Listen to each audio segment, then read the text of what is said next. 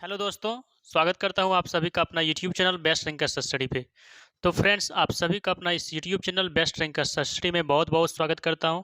तो आज के सेशन में हम बिहार पुलिस का सेट करने वाले हैं। तो सभी स्टूडेंट इस सेशन को शेयर कर दीजिएगा और जो न्यू स्टूडेंट हैं हमारे इस YouTube channel best rankers study को सब्सक्राइब कर लीजिएगा, ताकि आप सभी के पास यहाँ से जैसे ही सेट को प्रैक्टिस कराया जाए तो सबसे पहले आपके पास नोटिफिकेशन पहुँचे और इस सेट को आप सबसे पहले देख सकें। तो चलिए, आज हम बिहार पुलिस का फुल सेट डिस्कशन करने वाले हैं। तो सभी स्टूडेंट इस क्लास में शुरू से अंत तक बने रहें और जो न्यू स्टूडेंट हैं इस सेशन को जरूर लाइक कर लीजिएगा और सेशन को जरूर शेयर कर दीजिएगा। तो पहला सवाल ही स्टार्ट करते हैं। पहले में दिया गया हिंदी और उसके बाद अंग्रेजी। तो पहला सवाल से स्टार्ट करते हैं। सभी स्टूडेंट सभी प्रश्नों का जवाब आप लोग कमेंट में जरूर बताइएगा। पहला प्रश्न दिया गया है, प्रश्न 1 से 2 तक निम्नलिखित प्रश्नों में किस एक शब्द का अर्थ अन्य तीनों से भिन्न है। मतलब ऐसा एक शब्द आपको बताना है, तीन गो का मीनिंग जो है दूसरे टाइप का होगा। मतलब तीन गो का मीनिंग समान होगा, एक उससे अलग रहेगा। तो बताइएगा, आदर, सम्मान, सहानुभूति, सत्कार। इसका क्या करेक्ट आंसर हो जाएगा? आदर को ही क्या बोलते हैं? सम्मान बोलते हैं। और सम्मान को भी क्या बोलते हैं? सत्कार। मतलब आदर हो गया, सत्कार हो गया, सम्मान, ये आपका क्या हो गया? समानार्थी शब्द, जिसको आप पर्यायवाची शब्द बोलते हैं। लेकिन सहानुभूति क्या हो गया? ये आपका पर्यायवाची शब्द नहीं हुआ, ये आपका क्या हो गया? भिन्न हो गया, अलग। भिन्न का मतलब क्या होता है? अलग। तीनों शब्दों में से ये क्या है? अलग है। इसलिए एक का option number C correct answer हो जाएगा। अगला प्रश्न दिया गया है 2 नंबर प्रश्न। 2 नंबर प्रश्न में दिया गया है, बताइए फिर उसी तरह से भिन्न बताना है, तीनों में से कौन सबसे अलग है? देह। देह का मतलब क्या होता है? देह को ही तो शरीर बोलते हैं, शरीर ही बोलते हैं। देह बोलिए या फिर शरीर बोलिए या फिर काया बोलिए, इसका मतलब क्या होता है? सेम होता है। तो क्या हो जाएगा? ए ऑप्शन, सी ऑप्शन और बी ऑप्शन क्या है? समानार्थी शब्द पर्यायवाची शब्द के रूप में है। लेकिन ऑप्शन नंबर डी क्या है? पेट है। पेट तो अलग हो जाएगा, इसलिए यह क्या हो जाएगा? भिन्न हो जाएगा। इसलिए 2 का option number D absolute correct answer हो जाएगा।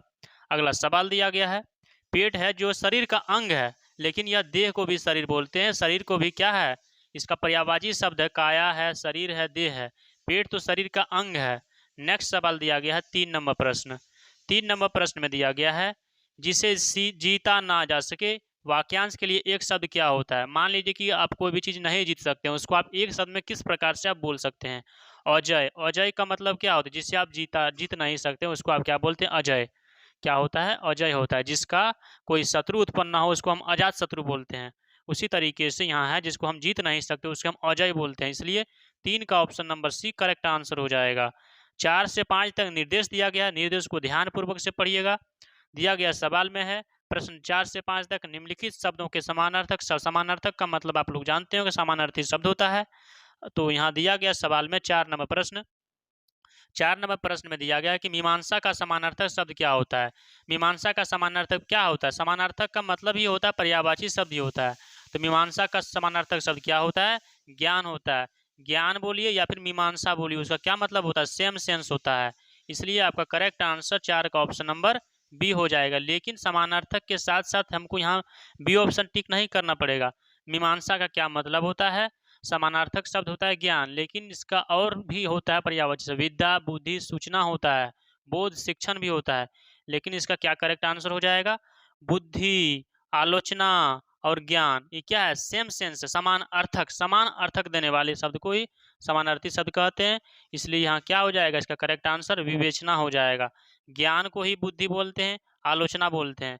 इसलिए समान अर्थक देने वाला डी ऑप्शन था, इसलिए 4 का option number D correct answer हो जाएगा। अगला सवाल दिया गया है 5 नंबर प्रश्न, अपकार का जो है समानार्थक शब्द क्या हो जाएगा? क्या हो जाएगा? बुराई हो जाएगा। इसलिए 5 का option number A correct answer हो जाएगा। अगला सवाल दिया गया 6 नंबर प्रश्न, व्योम शब्द का क्या शब्द अर्थ होता है? तो व्योम का शाब्दिक अर्थ होता है आकाश, गगन, नभ, अंबर बोलते हैं ना, इसलिए 6 का option number D correct answer हो जाएगा। 7 नंबर प्रश्न में दिया गया है कि निम्नांकित में से शुद्ध वाक्य का चयन करें। कौन सा ऐसा ऑप्शन है जो कि शुद्ध तरीके से लिखा गया है? मेरे कमीज में 4 बटने हैं, ये गलत है। मेरे कमीज में 4 बटन है, ये भी गलत है। क्या बोलते हैं? मेरे कमीज में 4 बटने हैं। क्या ये ऑप्शन या ऑप्शन सही है या फिर गलत? आप लोग कमेंट में आंसर जरूर बताइएगा। मेरी कमीज में 4 बटने हैं। आप बोलिएगा कि सर ऑप्शन नंबर तो यहाँ ए भी तो सही लग रहा है। नहीं, ए नंबर ऑप्शन बिल्कुल गलत है। क्यों गलत है? है जब लिखते हैं आप तो हमें डबल आई कर हाँ इस तरह से होता है बिंदु, यहाँ बिंदु नहीं दिया गया, इसलिए कारण से ऑप्शन नंबर ए भी गलत हो गया। इसलिए ऑप्शन नंबर क्या हो जाएगा, सी ऑप्शन करेक्ट आंसर हो जाएगा। मेरी कमीज में 4 बटने हैं, इसलिए 7 का option number C correct answer हो जाएगा। 8 नंबर प्रश्न में दिया गया है, क्या दिया गया है प्रश्न में, क्या दिया गया है, अटका बनिया दे उधार मुहावरा का सही अर्थ क्या होता है।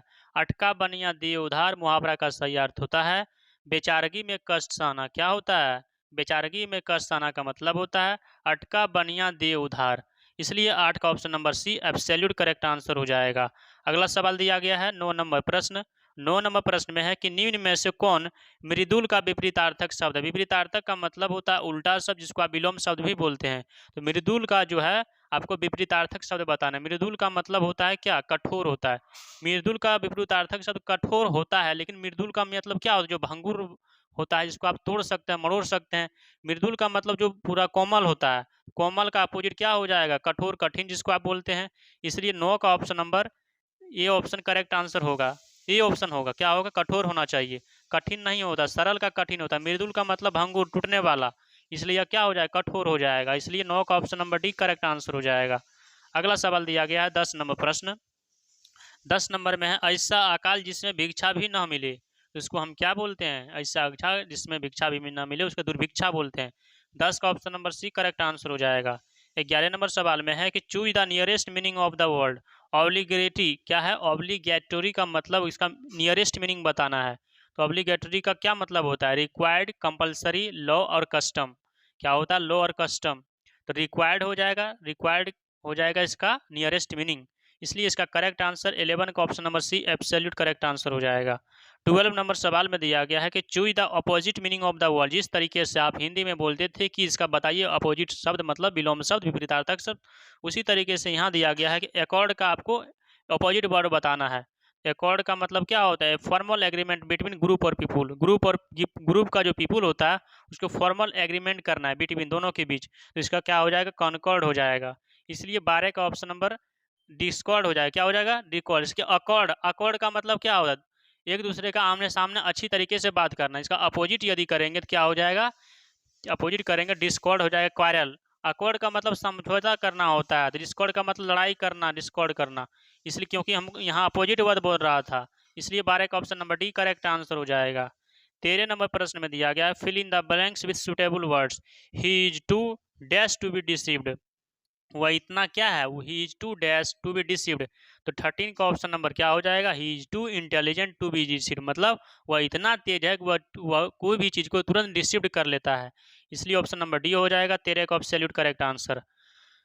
अगला सवाल दिया गया 14 नंबर प्रश्न में choose appropriate suitable from the bold phrase. Bold जो किया गया शब्द है उसका आपको मीनिंग बताना है। यहाँ जो बोल्ड किया गया were sitting, none of the guest were sitting in the ceremony. मतलब कोई भी गेस्ट जो है वहाँ सिटिंग नहीं थे इन द गेस्ट सेरेमनी। तो इसका आपको बताना है क्या इसका अप्रोप्रिएट मीनिंग हो जाएगा, वर सिटिंग होगा या फिर क्या होगा। आपके पास 4 ऑप्शन दिया गया, none of the guest were sitting in the ceremony. इसका क्या करेक्ट आंसर हो जाएगा, नन ऑफ द गेस्ट्स क्या होना चाहिए, was sitting in the ceremony. इसलिए 14 का option number A correct answer हो जाएगा। अगला सवाल दिया गया 15 नंबर प्रश्न। 15 नंबर में fill in the blanks with suitable preposition बताना है। आर नॉट दीज स्लम्स से disgrace dash the civic authorities. तो क्या है, डिसग्रेज के साथ कौन सा प्रीपोजिशन लगता है, डिसग्रेज ऑफ, फॉर, ऑन, टू। क्या लगता है, डिसग्रेज के साथ प्रीपोजिशन डिसग्रेज फॉर। इसलिए इसका करेक्ट आंसर 15 का ऑप्शन नंबर बी हो जाएगा। अगला प्रश्न दिया गया है यहाँ से अब आपका सवाल आ जाएगा सामाजिक अध्ययन, जिसको आप जनरल नॉलेज बोलते हैं, सोशल स्टडीज बोलते हैं। यहाँ से आप लोग ध्यानपूर्वक से क्वेश्चन देखिएगा और सभी प्रश्न का जवाब आप लोग कमेंट में जरूर बताइएगा। यदि आपको यह सेशन अच्छा लगता है तो एक प्यारा सा कमेंट बॉक्स में जरूर कीजिएगा और अपने दोस्तों के साथ यह सेशन को जरूर शेयर कर दीजिएगा। 16 नंबर प्रश्न में है कि निम्नलिखित में से कौन सी नदी पश्चिम से पश्चिम की ओर बहती है। मतलब जिसकी यहाँ डायरेक्शन है ना, ऊपर वाला डायरेक्शन नॉर्थ होता है, लेफ्ट वाला डायरेक्शन वेस्ट होता है, नीचे वाला डायरेक्शन साउथ होता है और राइट हैंड तरफ का डायरेक्शन ईस्ट होता है। तो यहाँ पश्चिम की ओर कौन सा नदी बहती है, मतलब पश्चिम की ओर कौन सा, इससे इस तरह का डायरेक्शन में कौन सा नदी बहती है। तो इसका क्या करेक्ट आंसर हो जाएगा, नर्मदा नदी पश्चिम की ओर बहती है। इसलिए 16 का option number A correct answer हो जाएगा। अगला सवाल दिया गया है 17 नंबर प्रश्न। 17 नंबर प्रश्न में है कि भारत के संविधान को बनाने वाली संविधान सभा के अध्यक्ष कौन थे। तो संविधान सभा का अध्यक्ष कौन था, आप लोग कमेंट में बताइएगा आंसर। डॉक्टर राजेंद्र प्रसाद क्या थे, संविधान सभा का अध्यक्ष थे। इसलिए 17 का option number B correct answer हो जाएगा।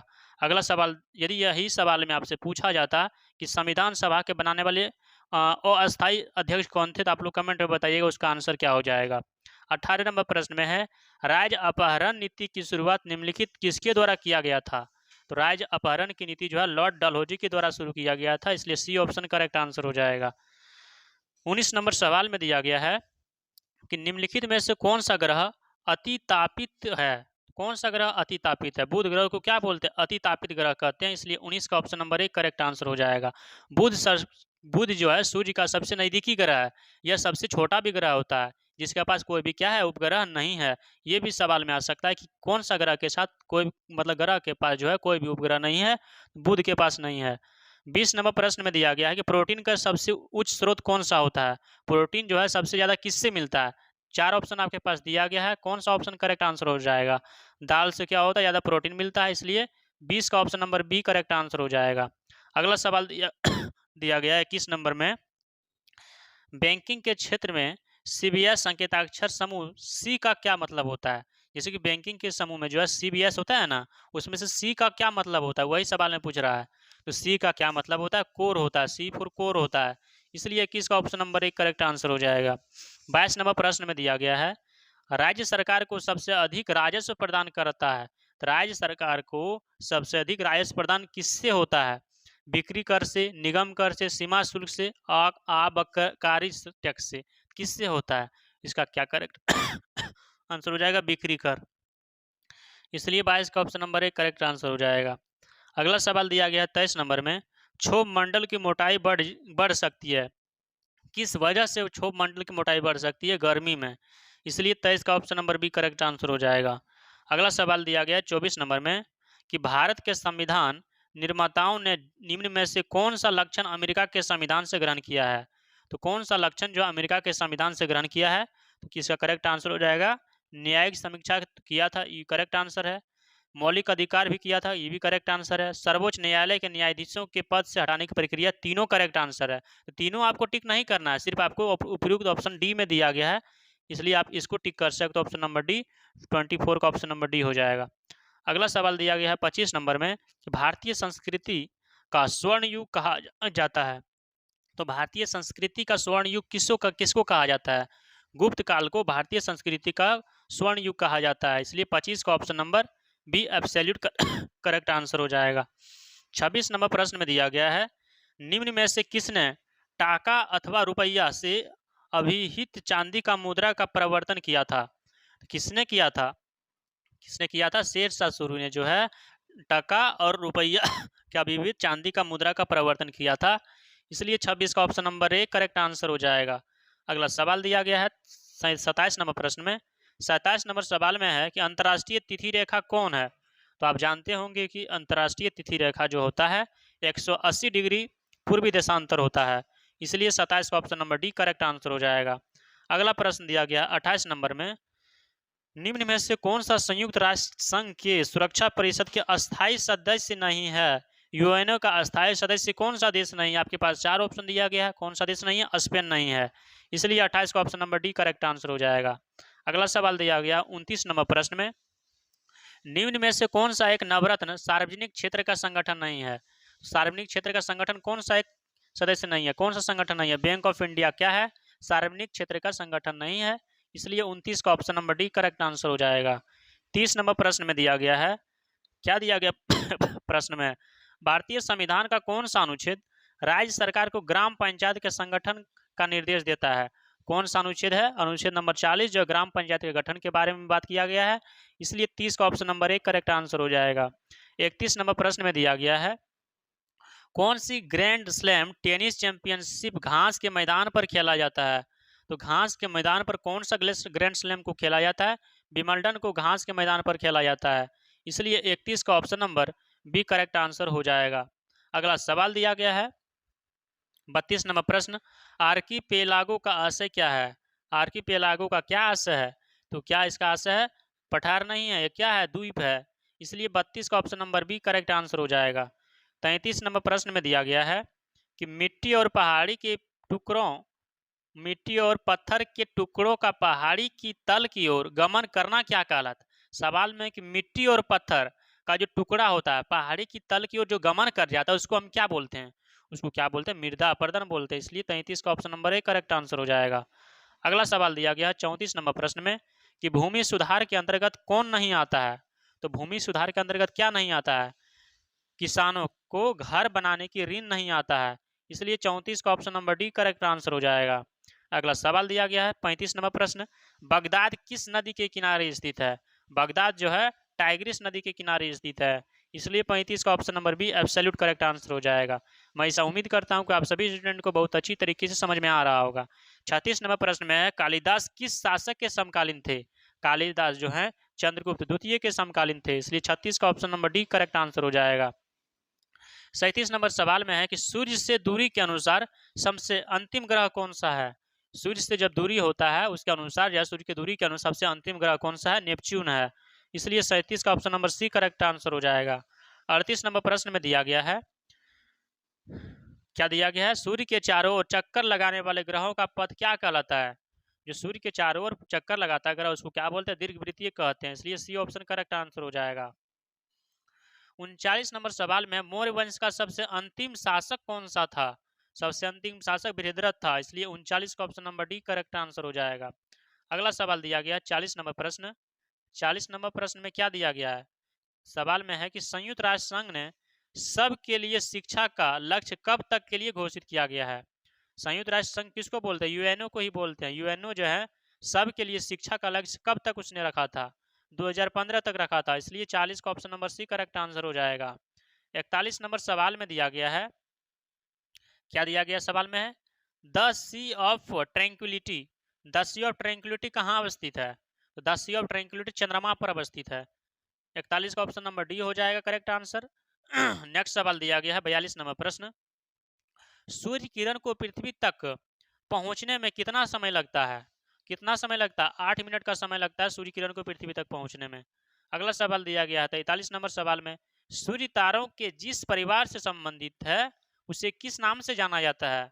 सुपरनोवा के नाम से, सूर्य तारों जिस नाम परिवार से संबंधित उसे सुपरनोवा के नाम से जाना जाता है। इसलिए सी ऑप्शन करेक्ट आंसर हो जाएगा। 44 नंबर सवाल में दिया गया है, ओलंपिक खेलों में भारत द्वारा हॉकी का पहला स्वर्ण पदक किस वर्ष जीता गया था।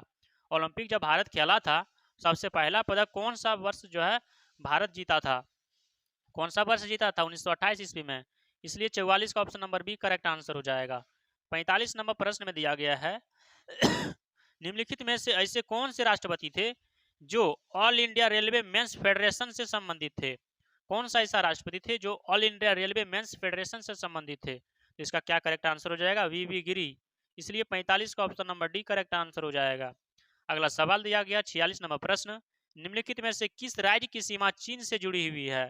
कौन सा राज्य जो है चीन से जुड़े हुए है, मणिपुर का सीमा किससे लगता है, चीन से लगता है। इसलिए 46 का option number D correct answer हो जाएगा। अगला सवाल दिया गया 47 नंबर में, मैंग्रोव किसे कहा जाता है। मैंग्रोव जो है किसको कहा जाता है, इसका करेक्ट आंसर आप लोग बताइए, किसको कहा जाता है। लवन कच्छ का एक प्राकृतिक वन को ही मैंग्रोव कहा जाता है। इसलिए 47 का option number C correct answer हो जाएगा। अगला सवाल दिया गया 48 नंबर प्रश्न, पीएसएलवी शब्द संक्षिप्त एक्रोनीम का क्या तात्पर्य है। मतलब पीएसएलवी का आपको फुल फॉर्म पूछ रहा है। तो पीएसएलवी का क्या फुल फॉर्म होता है, इसका फुल फॉर्म होता है polar satellite launch vehicle.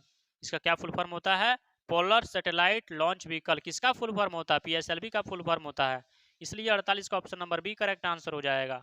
49 number प्रश्न में दिया गया है, विपरीत स्थान भित्ति एगोराफोबिया किसे कहा जाता है। एगोराफोबिया का मतलब होता है किससे, फोबिया का मतलब डर होता है। एगोराफोबिया, एगोराफोबिया का क्या मतलब होता है, इसका मतलब होता है खुले स्थान का डर होना, इसको एगोराफोबिया बोलते हैं। इसलिए 49 का option number C correct answer हो जाएगा। 50 नंबर प्रश्न में दिया गया है, सुप्रसिद्ध भारतीय वैज्ञानिक मेघनाथ साहा निम्नलिखित किस क्षेत्र में महत्वपूर्ण योगदान के लिए जाने जाते हैं। कौन सा क्षेत्र में महत्वपूर्ण योगदान जाने जाते हैं, तो खगोल भौतिकी एस्ट्रोफिजिक्स के नाम से जाना जाता है। इसलिए 50 का option number B correct answer हो जाएगा। 51 नंबर सवाल में दिया गया है, एशिया की सबसे लंबी नदी कौन सी है। एशिया की सबसे लंबी नदी जो है यांगटीसी नदी है। इसलिए 51 का option number B correct answer हो जाएगा। 52 नंबर सवाल में दिया गया, शिक्षकों को राष्ट्रीय पुरस्कार कब दिया जाता है। कब दिया जाता है, 5 सितंबर को, इसलिए 52 का option number A correct answer हो जाएगा। 53 नंबर सवाल में है कि विश्व में किस देश का लिखित संविधान सबसे विस्तृत है।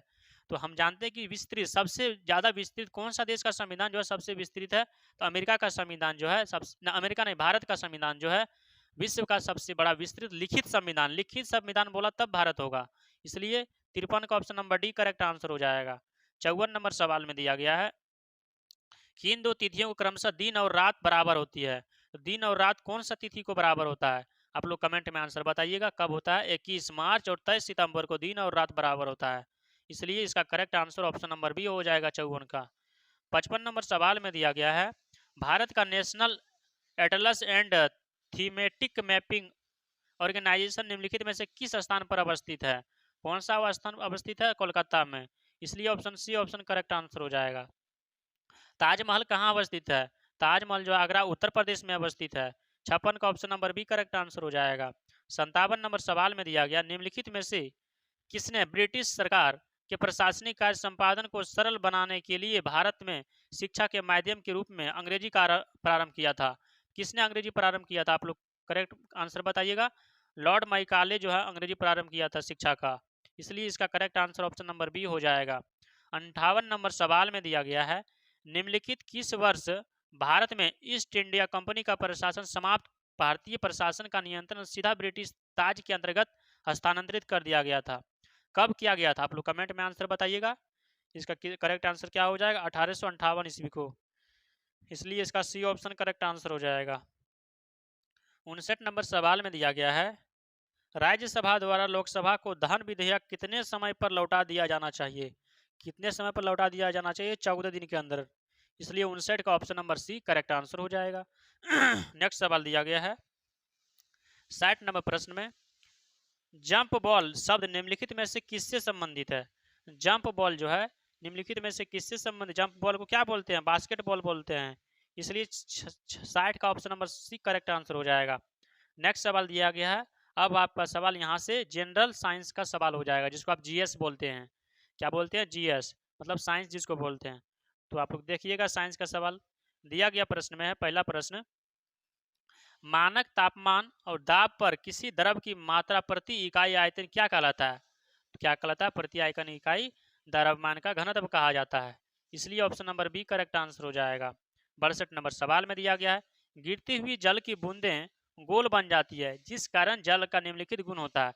मान लीजिए कि आप जल को गिरा रहे हैं ऊपर से, तो बूंदा उसका गोल क्यों गिरता है, किस वजह से गिरता है, तो पृष्ठ तनाव की वजह से जो है गिरती हुई बूंदे जो है गोल बन जाती है, इसलिए 62 का ऑप्शन नंबर 1 करेक्ट आंसर हो जाएगा।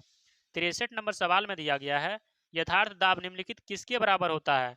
यथार्थ दाब किसके बराबर होता है, तो इसका करेक्ट आंसर होना चाहिए गेज दाब और वायुमंडलीय दाब के बराबर होता है, इसलिए 63 का ऑप्शन नंबर 1 करेक्ट आंसर हो जाएगा।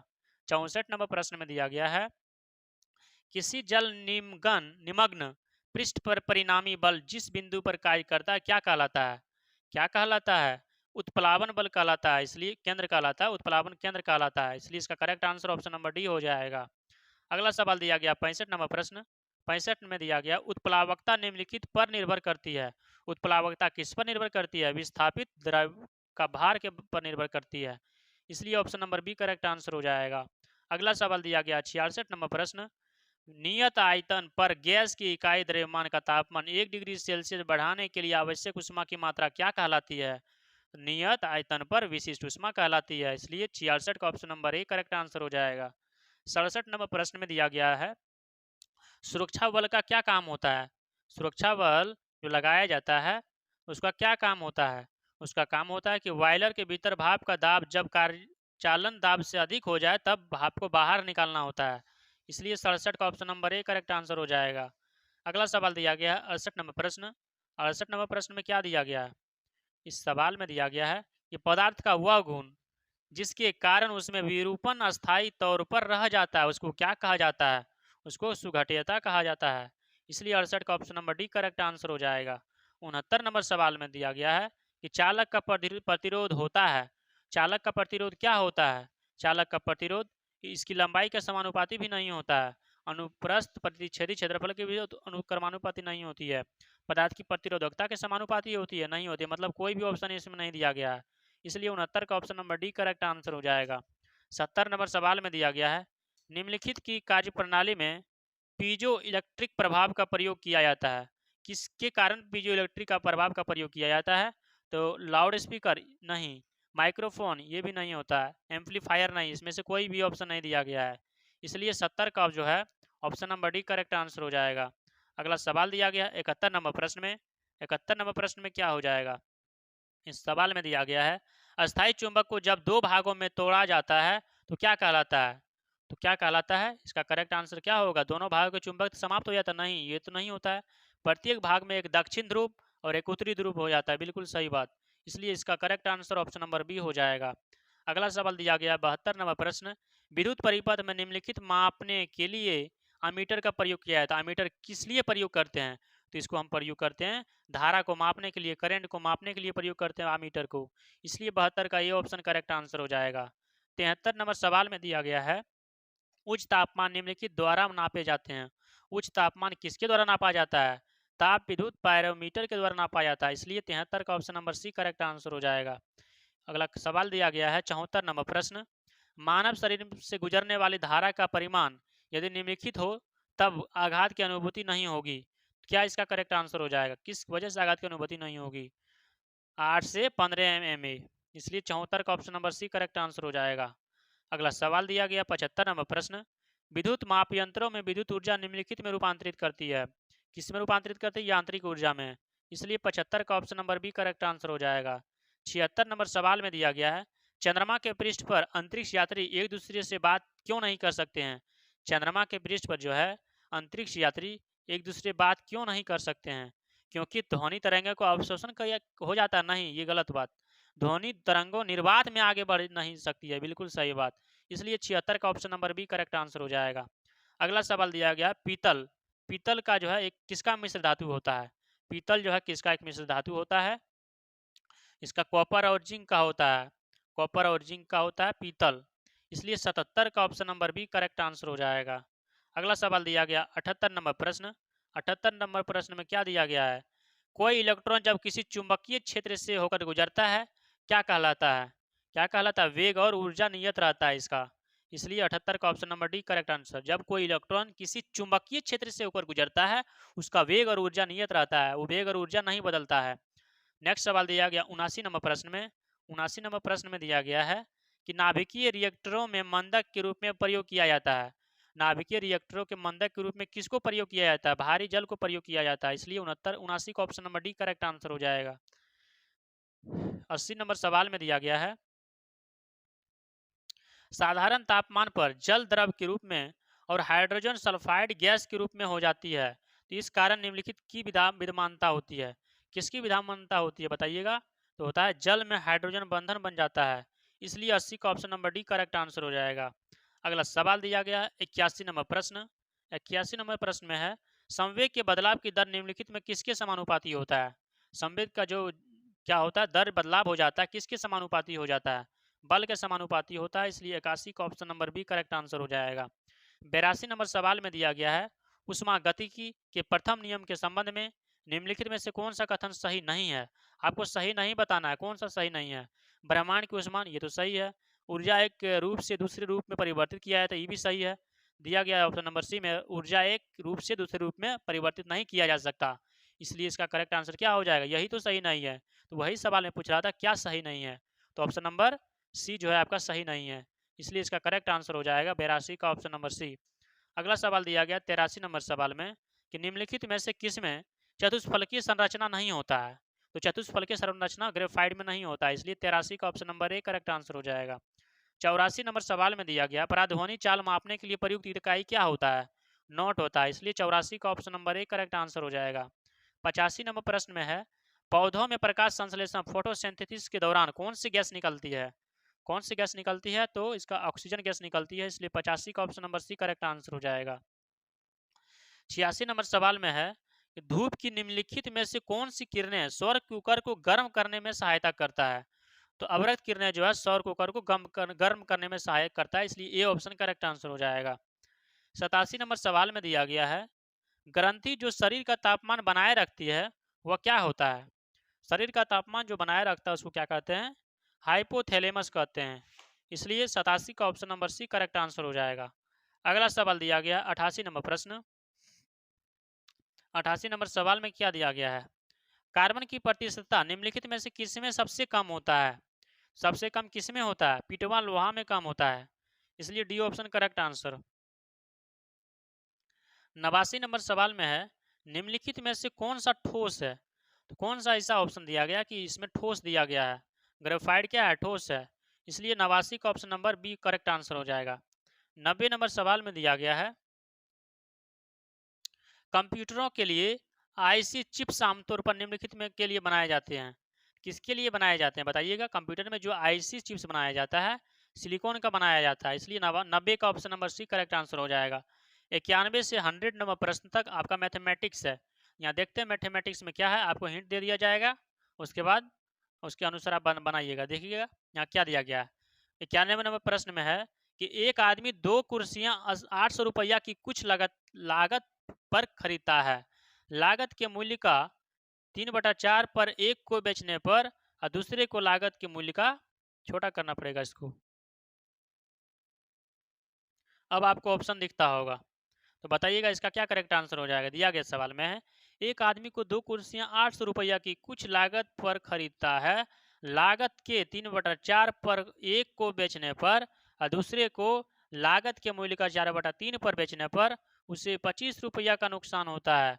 तो कुर्सियां के लिए उसने कितना रुपया भुगतान किया था? तो इसको कैसे आप बनाइएगा? क्या उनका करेक्ट आंसर क्या हो जाएगा? 500 होगा। लेकिन 500 वाला ऑप्शन कैसे होगा? आखिर कैसे? जैसे कि मान लीजिए 2 आदमी जो है 2 कुर्सियां के लिए इतना रुपया लगाया था, ठीक? तो मान लेते हैं कि कुर्सी का लागत मूल्य x रुपया था और एगो का कितना था 800 माइनस एक्स मान लीजिएगा, ठीक? एक्स मान के मारिएगा तो जल्दी आपका हो जाएगा। अब सवाल में कह रहा है लागत मूल्य का 3/4, लागत मूल्य का 3/4, तो इसको क्या करेंगे x का 3/4 कीजिएगा तो 3x/4 हो जाएगा। अब कह रहा है लागत मूल्य का 4/3, 4/3 क्या हो जाएगा? तो 800 माइनस एक्स गुना 4/3, तो 4/3 ब्रैकेट में क्या होगा 800 माइनस एक्स हो जाएगा, ठीक? और क्या कह रहा है यह जो है 25 रुपया का नुकसान करता है। कितना करता है? 25 रुपया का नुकसान करता है। इसको यदि आप पहले सॉल्व करिएगा तो एक्स का मान कितना आ जाएगा? एक्स का मान आपका आ जाएगा 500 आ जाएगा। 500 यहाँ आ जाएगा तो यहाँ एक्स का मान 500 हो जाएगा। 800 में से 500 यदि आप यहाँ कीजिएगा तो क्या हो जाएगा 300। इसका करेक्ट आंसर हो जाएगा ऑप्शन नंबर ए हो जाएगा एब्सोल्यूट करेक्ट आंसर 91 का। अगला सवाल दिया गया है 92 नंबर प्रश्न। 92 नंबर प्रश्न में दिया गया है एक संख्या में 3 अंक है, बीच वाला अंक दूसरे 2 अंकों का योग है, प्रथम अंक तीसरे अंक के वर्ग के बराबर है, तो संख्या क्या है? सवाल में है एक संख्या में 3 अंक है, ठीक? बीच वाला अंक मान लेते हैं एक संख्या में ए बी और सी अंक है। अब सवाल में है कि दूसरे 2 अंक, बीच वाला अंक दूसरे 2 अंकों का योग है। मतलब सवाल में है कि जो बीच वाला जो अंक है ना ये दोनों का अंक के योग के बराबर, मतलब a प्लस सी बराबर क्या होना चाहिए? b होना चाहिए। अब कह रहा है प्रथम अंक जो है तीसरे के वर्ग के बराबर है। प्रथम अंक जो है a बराबर जो है तीसरे के वर्ग के बराबर, a बराबर होना चाहिए सी स्क्वायर। तो सवाल में है कि संख्या क्या है, आपको संख्या बताना होगा। तो आप इसको किस तरीके से बना सकते हैं? हम ए सी मान के बताए हैं, यहाँ आप इसको इस तरीके से भी बना सकते हैं समीकरण लेकर के। जैसे कि समीकरण लीजिएगा तो इसका करेक्ट आंसर कैसे बनेगा? इसकी y हम x मान लिए थे, तो आप इस तरह से मान लीजिए कोई संख्या x है, y है और z है, ठीक? मान लीजिए एक संख्या क्या है, जैसे कि 3 संख्या बोला जा रहा है ना, तो आप एगो को मान लीजिए x y और z, शॉर्ट तरीके से हम बता रहे हैं। उसके बाद 3 संख्या मान लीजिए x है, y है और z है। इसका पोजीशन क्या है? वंश का इकाई पोजीशन है, इसका दहाई पोजीशन है, इसका 100 का पोजीशन है। इसको कैसे लिख सकते हैं आप? 100x प्लस 10y लिख सकते हैं और प्लस z लिख सकते हैं, ठीक? अब सवाल में कह रहा है कि बीच वाला अंक दूसरे 2 अंकों का योग के बराबर है। बीच वाला अंक क्या है? y है, y बराबर क्या हो जाएगा? x प्लस z हो जाएगा। अब सवाल में कह रहा है कि पहला जो है तीसरे के वर्ग के बराबर है, मतलब x बराबर z स्क्वायर होगा। ए मान के बता रहे थे, वो भी सही बता रहे थे। अब आपको क्या करना है? इसको हल करना होगा। समीकरण 1 बन गया आपका और समीकरण 2, समीकरण 1 ये हो गया, समीकरण 2 हो गया। आप इसको समीकरण को सरल कीजिएगा, हल कीजिएगा, तो आपका करेक्ट आंसर आएगा ऑप्शन नंबर कितना करेक्ट आंसर आएगा? 121/91, जो कि कितना नंबर ऑप्शन में दिया गया? 93 का एब्सोल्यूट करेक्ट आंसर 121/93 आना चाहिए। क्या आना चाहिए? 121/9 आएगा। 9 ऑप्शन तो नहीं दिया, 121 दिया गया लेकिन ये ऑप्शन तो नहीं होगा, 9 बटे में आना चाहिए, इसलिए 92 का ऑप्शन नंबर डी में हो जाएगा करेक्ट आंसर। अगला सवाल दिया गया 93 नंबर सवाल में, निम्नलिखित में से किस संख्या का सर्वोत्तम मान है? तो सबसे ज्यादा मान कैसे आप पहचानते हैं? जिस संख्या का हर अंश से छोटा होता है उसको हम जानते हैं कि हाँ वो संख्या जो है बड़ा हो सकता है। तो यहाँ भी हर इस तरह से है, तो आप बताइए कैसे इसको पहचानिएगा। यदि आप इसको डिवाइड करते हैं कितना बार में लगेगा? 4 से 25 चौका 100, 25 चौका 100 नहीं लगेगा, कैसे होगा? 4 एक का 4, 1 4 तिया 12, एक बच जाएगा। 13 पॉइंट समथिंग इसमें आ रहा है, और इसमें कैसे आ रहा है? 6 चौका 24, 4 पॉइंट समथिंग इसमें आ रहा है, और इसमें क्या आ रहा है? 25 25 125, तो कैसे आएगा इसको? तो अब 25 25 125 5 पॉइंट समथिंग आ रहा है, इसको कैसे कीजिएगा? 9 का 9, और क्या होगा? 9 का 9 3, 9 तिया 17, 13 पॉइंट समथिंग। तो सबसे ज्यादा कौन सा आया था बताइएगा? तो 93 का जो है एब्सोल्यूट करेक्ट आंसर क्या हो जाएगा? डी ऑप्शन हो रहा है, इसलिए इसका करेक्ट आंसर हो जाएगा ऑप्शन नंबर डी हो जाएगा। अगला सवाल दिया गया है 94 नंबर प्रश्न। 94 नंबर प्रश्न में है 4000 रुपया पर 10% की दर से 2 वर्ष का चक्रवृद्धि ब्याज क्या हो जाएगा? 2 वर्ष का चक्रवृद्धि ब्याज कैसे आप निकालते हैं? इसके 4000 रुपया है, ठीक, इसको ही फॉर्मूला पर लगाइएगा। 2 वर्ष का रहा है, 2 वर्ष को किस तरह कीजिएगा? 10/100, इसको होल स्क्वायर कीजिएगा। 3 वर्ष रहता, 3 पावर करते हैं, 2 वर्ष का रहता 2 पावर कीजिएगा, इसको यदि आप हल कीजिएगा आएगा 840, इसलिए 94 का option number A correct answer हो जाएगा। अगला सवाल दिया गया है 55 नंबर प्रश्न। एक व्यक्ति की उम्र 4 वर्ष के बाद अपने पुत्र की आयु की दुगनी होगी, दोनों की आयु का योग इतना है, पुत्र की आयु इस समय क्या होगी? तो आप जानते हैं कि मान लीजिए एक व्यक्ति की उम्र x है, एक व्यक्ति का उम्र y है, ठीक, दोनों की उम्र का योग कितना है? दोनों की उम्र का योग 46 वर्ष है। अब सवाल में कह रहा है कि एक व्यक्ति की उम्र 4 वर्ष के बाद अपने पुत्र की आयु की दुगनी के बराबर हो जाएगा। तो मतलब एक व्यक्ति की उम्र जो है 4 वर्ष के बाद अपने पुत्र की उम्र के दुगनी के बराबर हो जाएगा। 4 वर्ष के बाद का मतलब प्लस देना है, इसको आप हल करिएगा तो ऑप्शन नंबर 14 करेक्ट आंसर हो जाएगा। ऑप्शन नंबर बी में दिया गया है 95 का बी। अगला सवाल दिया गया 96 नंबर प्रश्न। 96 नंबर सवाल में है यदि किसी वृत्त की परिधि 4 पाई से 8 पाई बढ़ जाए तो क्षेत्रफल में कितना % वृद्धि हो जाएगा? तो आप जानते हैं कि परिधि क्या होता है? 2 पाई आर होता है। परिधि को कह रहा है बढ़ने के लिए, तो परिधि किसके बराबर है? 2 पाई आर जो है किसके बराबर है? 4 पाई के बराबर है। यहाँ से पाई कटेगा, 2 दूनी 4 होगा, मतलब आर का मान यहाँ क्या आ गया? 2 आ गया है। और इसी तरीके से 8 पाई को यदि आप सोल्व करते हैं, 8 पाई किसके बराबर है? 2 पाई आर के बराबर है। आर से आर नहीं कटेगा, आर नहीं कटेगा, पाई से पाई कटेगा, 2 चौके 8 होगा। यहाँ एक जगह आर का मान 4 आया, एक जगह आर का मान 2 आया, तो कह रहा है कि क्षेत्रफल में कितने % की वृद्धि हो जाएगा? तो आप पाई आर स्क्वायर पर रखिएगा तो 16 पाई आर स्क्वायर आएगा, 16 पाई, और 2 का स्क्वायर क्या हो जाएगा? 4 पाई, और दोनों का डिफरेंस करिएगा तो कितना आएगा? डिफरेंस कीजिएगा 4 पाई बटा 100%, इसका करेक्ट आंसर 300% आएगा। 3 गुना को 3% करते हैं, इसलिए 97 का ऑप्शन नंबर 8 गुना हो जाएगा। ऑप्शन नंबर क्या हो जाएगा? 97 ऑप्शन, ऑप्शन नंबर क्या हो जाएगा? इसका करेक्ट आंसर 96 ऑप्शन है, इसलिए इसका correct answer option number B हो जाएगा। अगला सवाल दिया गया है 97 नंबर प्रश्न। 97 नंबर सवाल में दिया गया है एक दुकानदार एक रेडियो के अंकित मूल्य पर 10% छूट देता है, लेकिन सौदे में 10% का लाभ कमाता है। यदि अंकित मूल्य 330 रुपया है तो लागत मूल्य क्या होगा? इसका लागत मूल्य क्या होगा बताइएगा। तो आप इसको इस तरीके से सॉल्व कर सकते हैं, x गुना 100 प्लस 10/100, इस तरह से सॉल्व कीजिएगा तो 270 इसका मान आएगा, जो कि ऑप्शन नंबर डी में दिया गया, 97 का ऑप्शन नंबर डी। अगला सवाल दिया गया 98 नंबर प्रश्न। एक पाइप जो एक ड्रम में 12 मिनट में भर सकता है, एक ड्रम में भरा रहा है। दूसरा पाइप जो ड्रम में तल में लगा है और जो इसे इतना मिनट में खाली कर सकता है। बता रहा है कि जब ड्रम खाली हो तब आरंभ करने पर ड्रम के शीर्ष तक भरने के कितना समय लगेगा? तो 15 मिनट एगो भर रहा है और एगो 30 मिनट में भर रहा है, खाली कर रहा है, तो कैपेसिटी क्या हो जाएगा? 30 हो जाएगा। तो इसका एलसीएम लीजिएगा 2 होगा, और क्या हो जाएगा? माइनस होगा। क्यों माइनस होगा? क्योंकि खाली कर रहा है। अब सवाल में कह रहा है कि तब आरंभ करने पर ड्रम का शीर्ष क्या हो जाएगा? तो दोनों को एक साथ यदि खोलिएगा तो क्या हो जाएगा?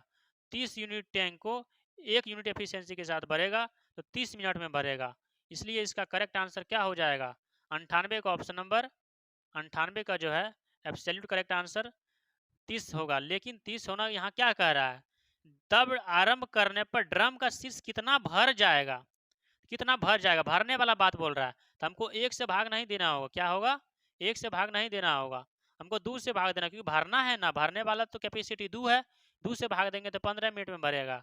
इसलिए 98 का option number A correct answer हो जाएगा। 99 नंबर सवाल में दिया गया है कि दो संख्या का योग इतना है और पहले और दूसरे का अनुपात इतना है, दूसरे से तीसरे का अनुपात इतना है, दूसरी संख्या क्या है? तो सबसे पहले आपको इसका रेशियो निकालना होगा।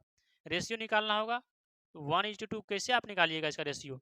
देखिए आपको बताते हैं डिटेल में रेशियो आप इसको कैसे निकालिएगा। जैसे कि क्या दिया गया सवाल में है, दो संख्या का, ये तीन संख्या को यहाँ दिया गया है, तो पहली संख्या और क्या है, दूसरी संख्या, ठीक, और तीसरी संख्या दिया गया है। पहली संख्या आपका दी, पहली दो संख्या का योग 3:7 दिया गया, ठीक, और अगला क्या दिया गया, दूसरा तीसरा, तो 7 और 9। यहाँ तो जो कॉमन वो समान ही है, इसलिए इसका हो जाएगा रेशियो 3:7:9, 3:7, 3:7:9। तीनों का योग 57 दिया गया है, 3, 7, 10 और 9 19, 19 यूनिट का मान 57 दिया गया है, 1 यूनिट का मान 3 हो जाएगा। तो मेरा सवाल में क्या कह रहा है, दूसरी संख्या बताना है। दूसरी संख्या कितना है, 7 है, 3 का 7 गुना कीजिएगा, कितना आएगा, 21 आ जाएगा। ऑप्शन नंबर ए में 21 दिया गया, इसलिए 99 का option number A absolute correct answer हो जाएगा। अगला सवाल दिया गया 100 नंबर सवाल, आज का सेशन का लास्ट सवाल है। मैं ऐसा उम्मीद करता हूं कि आप सभी स्टूडेंट को बहुत अच्छी तरीके से यह क्लास समझ में आ गया होगा। यदि आपको यह क्लास समझ में आ गया तो एक प्यारा सा कमेंट बॉक्स में जरूर कीजिएगा और यह सेशन अपने फ्रेंड के साथ भी शेयर कर दीजिएगा। तो आज का सेशन का लास्ट सवाल है, सरल एवं चक्रवृद्धि ब्याज से जो 4% प्रतिवर्ष पर मिश्रित किया जाता है, में 2 साल का अंतर 10 रुपया है, तो निवेश कितना होगा? तो इसका निवेश कितना हो जाएगा? तो आप इसको किस तरीके से बनाइएगा, जैसे कि मान लीजिए इसका क्या है, निवेश किया है पी रुपया निवेश किया है, ठीक। अब कह रहा है क्या, 2 वर्ष में सरल और चक्रवृद्धि ब्याज 4% प्रति वर्ष मिश्रित किया जाता है, 2 साल में कह रहा है। इसको आप क्या कीजिएगा, इसका फॉर्मूला ही है P/R/100 का होल स्क्वायर। 3 वर्ष का था, 3 से भाग क्यों करते हैं, लेकिन कह रहा है इस तरीके से 2 वर्ष का 2 वर्ष करेंगे, इसलिए इसका हल कीजिएगा तो 6250 आंसर आएगा। इसलिए 100 का option number D absolute correct answer हो जाएगा। थैंक यू, जय हिंद, मिलते हैं नेक्स्ट सेशन में, आज के लिए इतना ही।